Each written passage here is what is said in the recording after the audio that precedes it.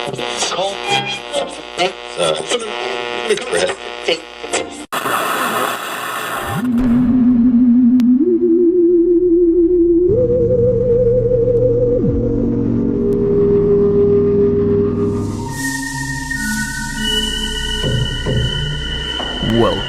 to Tales from the Hamleigh Woods.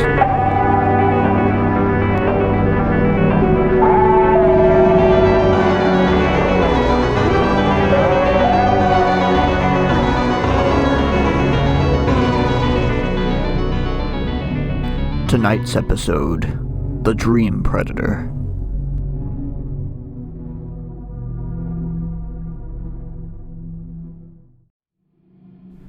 I wish I had never learned about this terrible forest.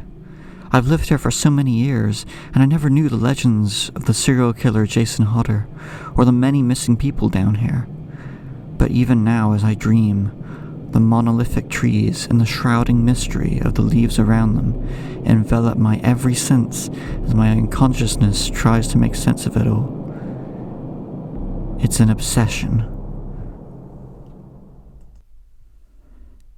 It started about a week ago, I think, when despite an early bedtime, I somehow still slept till evening the next day.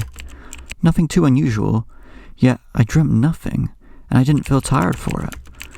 I've been busy ever since school ended, and I suppose at the time my body just crashed from overwork. But now I'm not so sure.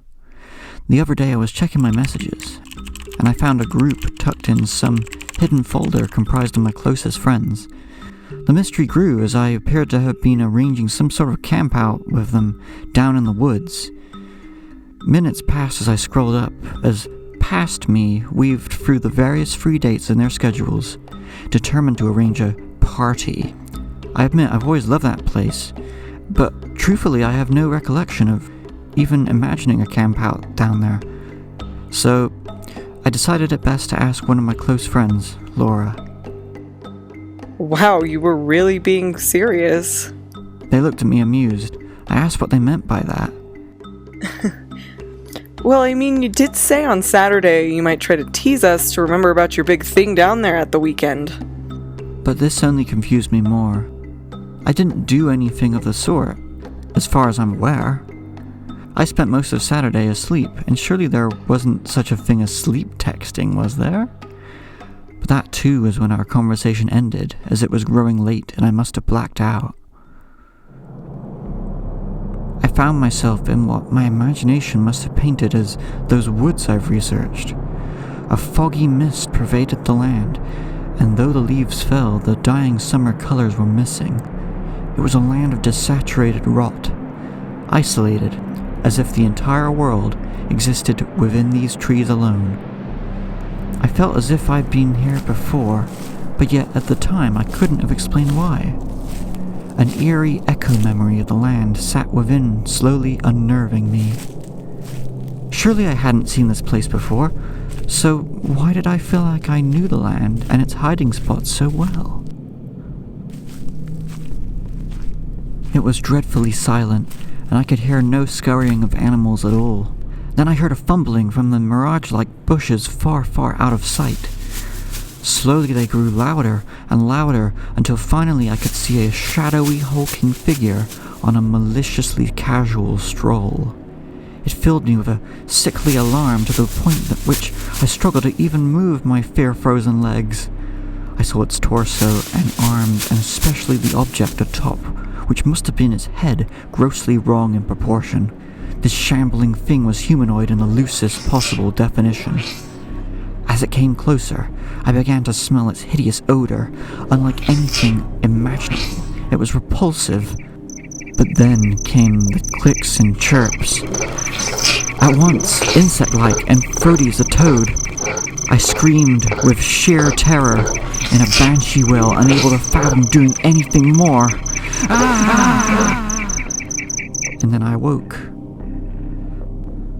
Time had passed, and I was standing up with a marker pen in my hand and my notepad on the desk. It said, "This isn't you."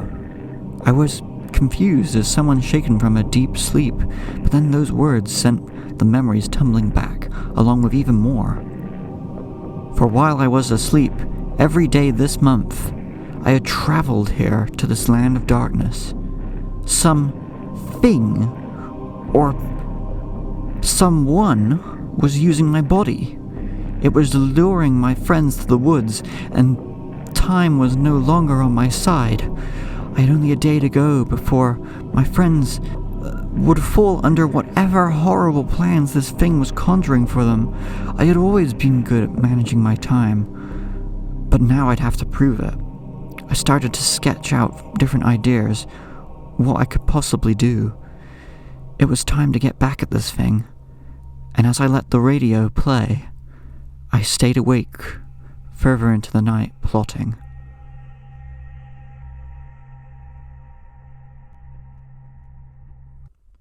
I deduced I must stay awake to stop that disproportionate nightmare in my dreams from coming through.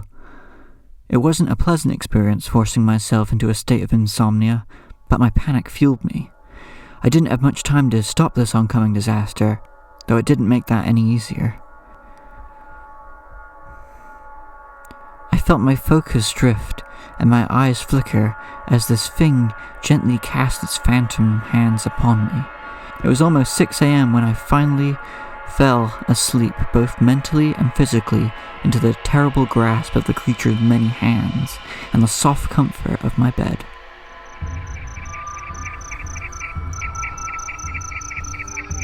I opened my eyes to find myself amongst it, a hideous human impostor made of tree skin bark. The flickering iridescence of a beetle shell beneath it, as its grotesque insect rat face clicked and chippered. It held me in a many squirming insectoid hands, saliva dripping from its mandibles. In a frenzied burst of adrenaline, I managed to break out of its grip and ran further and further into the dark ebony of the dream forest. Hours dragged on, and the moon was hung over us like a demonic spotlight as it came in pursuit. Then, a burst of inspiration. That while minutes passed for me in this world, I had no clue what the monster in my awake body was leading my friends towards. I knew that if the woods were anything like these in my imagination, their fates were in grave, grave danger. I hid behind a shrub, submerged in a thick, inky black aura, and even so, I somehow knew my human soul would shine like a beacon in the night for this oncoming predator. Even then, as fear paralyzed me, I stood calm, still, and breathed in and out.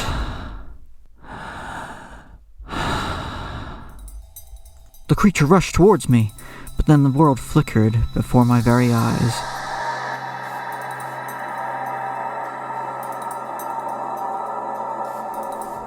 Then, the next I blinked, I could see Laura's car and our friends. But I sat inside my body, a passenger like the others. I tried so hard to protest our trip, but my screams came to nothing. My body, it wasn't mine. I somehow was connected to this imposter, and I knew in the backpack that I held equipment for more than a simple camp trip. I wasn't sure what it was, but the thought filled me with an ominous concern. It was anything from some forbidden tome to knives and drugs, all for them. This thing was trying to escape my nightmares and driving us to the very gateway. It came to me in flashes then, premonitions even. Laura, Charlie, and the others tied up against the trees as this symbol was carved on the ground, and I was the one responsible, the one who made them unconscious and fell asleep on this bizarre representation. Yet despite this nightmare cockroach's agenda, there was still time. I was trying desperately to make my voice known amongst the heavy power of this thing, which controlled my body, and in my panic I had ultimately forgotten the one element that had allowed me to escape my dreams. My relaxation sent me into a deep focus, and for the briefest second in that focus, I was able to move the impossible weight that was my arm, and swerve the car.